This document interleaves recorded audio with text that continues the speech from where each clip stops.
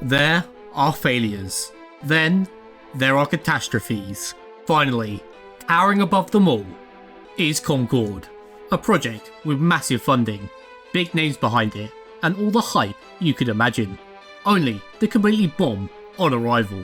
Concord, Sony's latest foray into the hero shooter genre, what was meant to be a genre-defining title, turned into one of the biggest financial disasters in modern gaming history. A $400 million flameout that lasted just 2 weeks before it was pulled from sale. This is Concord, a game that failed on almost every level. So it's now time to perform its autopsy to find out why it was such a huge failure.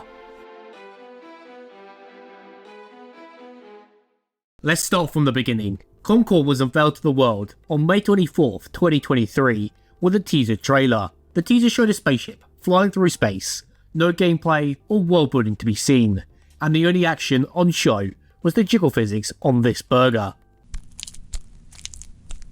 The immediate reactions were ones of confusion and uninterest. The lack of any substance left people unsure what sort of game they would get.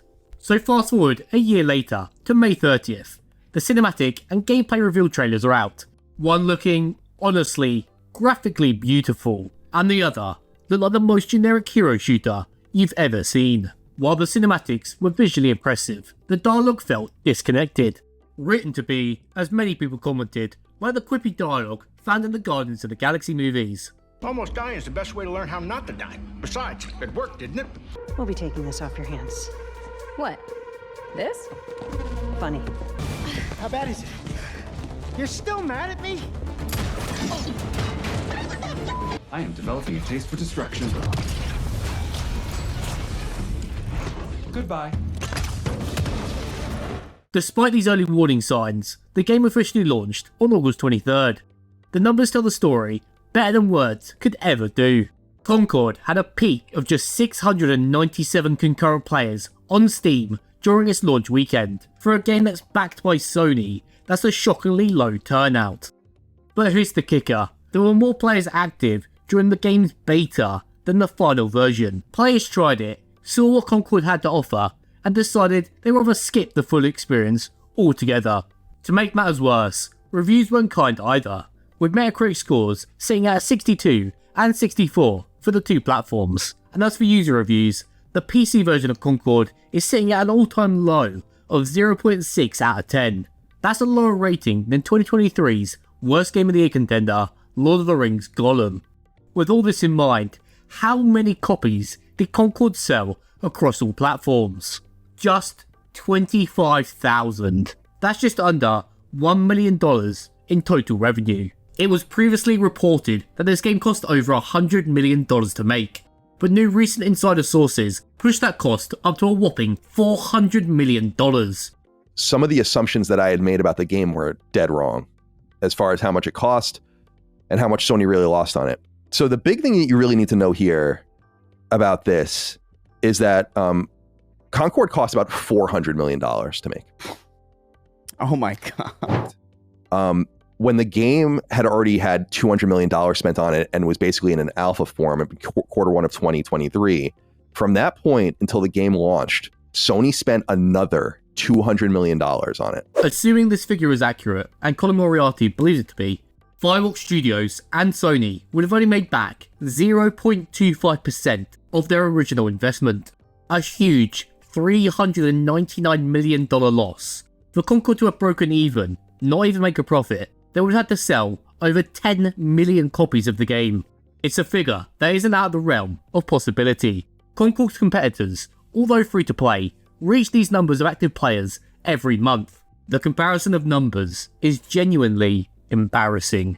And just 2 weeks after release, on September 6th, Sony announced it was pulling the plug, offering full refunds to anyone unfortunate enough to have paid full price for the game, making the little revenue they made null and void. In the annals of gaming failures, Concord joins the ranks of notorious bombs like Lawbreakers and Battleborn, but it stands out for just how quickly it failed.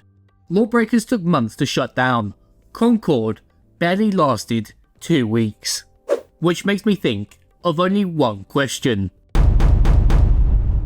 Concord's failure can be explained in 3 different ways: character design, gameplay, Competition. Let's start with the main pool of hero shooters, the heroes.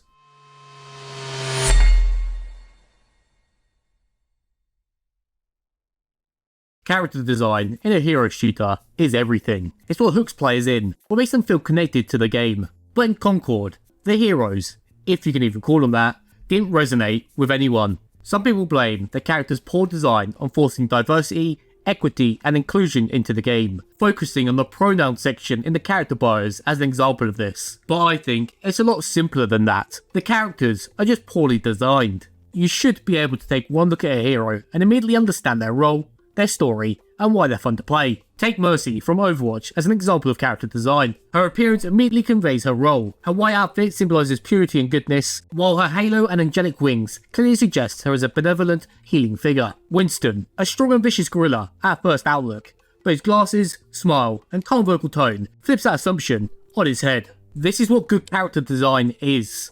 On the other hand, in Concord, we've got characters that look like they belong in the background, not the fore. We've got iconic characters like Tupperware, Yondu and Groot's love child, Doom Girl, other Doom Girl. I wonder where they got this character design from.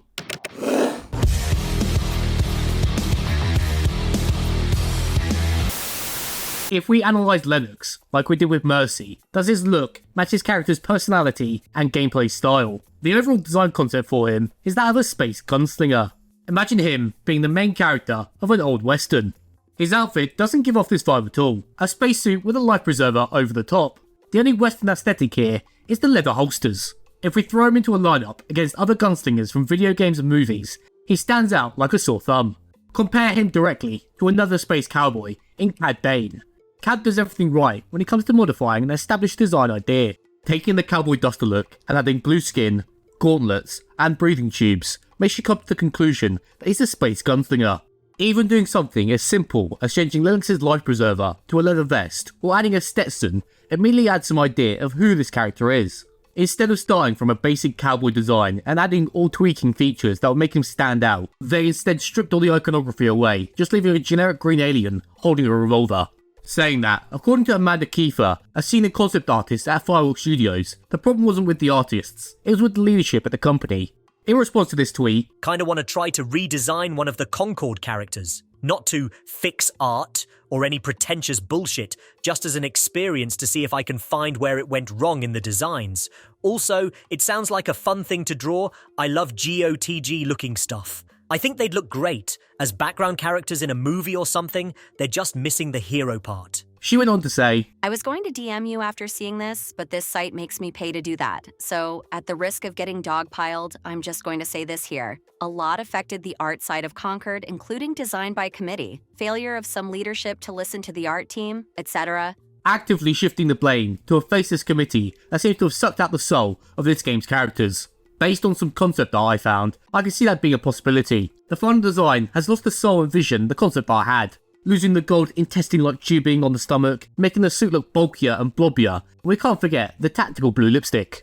Let's get back to Lennox. We can rewatch the cinematic trailer and get a sense of his personality. All that can be ascertained from the trailer is that he loves hot sauce. Tight with hot sauce. You'll like it. Trust me. We were apart for so long. I thought I'd never feel your fiery embrace again. The one quirk of his personality is that he's goofy, a trait that goes against the cowboy or gunslinger mold. Forged from hardship, living a life they don't want to live, but have to survive.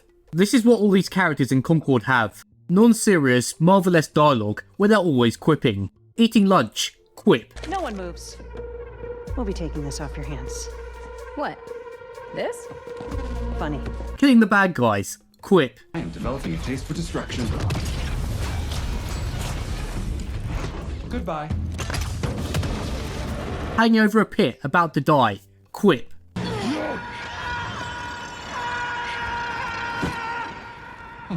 Perhaps we should have let go also. One off. Do not dare. Well, we were supposed to stick together. If you let go, will I never leave me. swear I will be. Oh, look, there they are.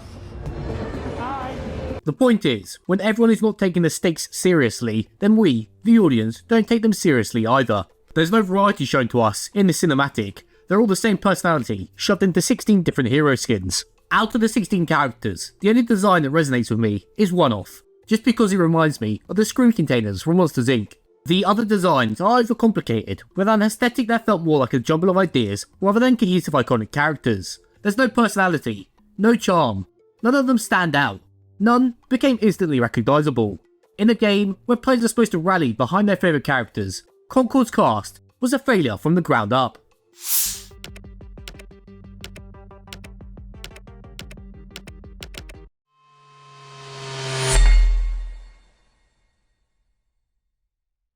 In a hero shooter, team composition and synergy are critical. The best games in the genre push players to strategize, choosing heroes that complement each other and encourage teamwork. Concord, however, took an entirely different approach, one that actively discouraged collaboration and created a disjointed, chaotic experience.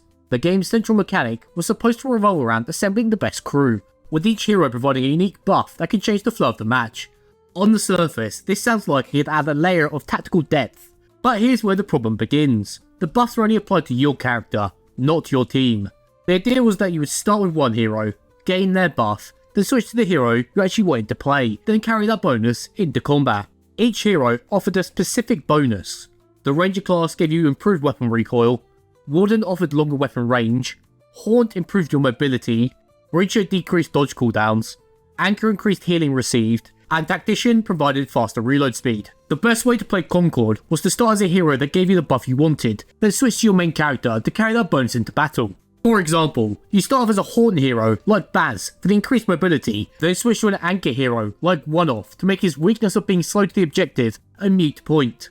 This system created a constant juggling of characters just to gain personal benefits, turning what should have been a team-focused game into an individual stat-chasing grind. This mechanic fundamentally broke two core principles of the hero shooter genre. 1. It forced players to use playstyles and team roles they didn't like just to receive a buff. If you hate playing a slow-moving tank hero like an Anchor, tough luck, you had to use them to get that precious healing boost. If you were your team's dedicated healer, the best thing to do was spawn as a Haunt character, instantly die, and respawn as the healer you should have been from the start. And 2. Worst of all, it completely disregarded team composition. In most hero shooters, your character choice should be influenced by what the team needs. In Concord, however, the only thing that mattered is what you needed. If everyone started in their stat boosting roles, the team composition would be solid. However, when a teammate dies, they switch to a role that's already been filled by another player, leaving a key position unfilled. This gap lasts until another teammate dies and fills that missing role. Additionally, you can stack multiple buffs, which makes the problem worse the deeper you go into stat building. Admittedly, the modes with no respawns won't have this issue and will be more about true team composition, but only 2 out of the 6 modes are 1 life only, meaning for the majority of your playtime, dying is the fastest way to succeed. This is also the only game I can think of that actively rewards dying. Games like Call of Duty reward you with kill streaks the longer you can stay alive and more kills you can gain. Concord rewards the first person to die. The best player on the team, going 10-0, is at a massive disadvantage to the guy going 0-5. One has 0 buffs, the other has all the buffs in the game. This was a hero shooter, in name only, but in practice, it was an individual game disguised as a team one. The result? Matches felt like a mess of players constantly switching heroes for personal gain, with no regard for what the team actually needed. In a genre built on teamwork, this system was nothing short of disastrous.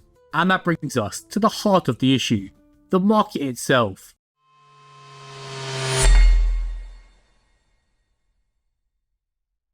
Concord didn't stumble because it was a mediocre game. It failed because it was trying to carve out a space in an oversaturated genre already dominated by juggernauts. Titles like Overwatch 2, Apex Legends, and Valorant have secured massive dedicated player bases, with communities that are deeply invested in these games. Players have already poured hundreds, if not thousands of hours into these established titles. Coupled with a massive financial investment, it creates a loyalty that's hard to break. For Concord to succeed, it would have needed to offer something truly revolutionary. But instead, it presented itself as a fairly generic shooter without any standard mechanics or features. To make matters worse, it wasn't free. In a market where its biggest competitors are all free to play, Concord's $34.99 price tag was a critical misjudgment. Why would players pay for a game that not only feels uninspired, but also fails to stack up against what they can already play for free? That kind of pricing in such a fiercely competitive market is nothing short of a death sentence. When customers are used to a high quality experience without any upfront cost, they aren't going to shell out money for what seems to be a downgrade. And the timing couldn't have been worse. Just as Concord entered the scene, Marvel Rivals was looming on the horizon. A free-to-play hero shooter boasting iconic globally adored Marvel characters. With its arrival, players were more than willing to wait to see what Marvel Rivals would bring, rather than gamble on a game that from all appearances showed little promise.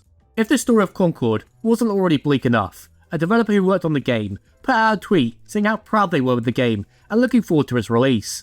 After receiving a wave of negative reviews and feedback, they lashed out on Twitter, calling critics talentless freaks, and accusing them of not understanding the game's vision.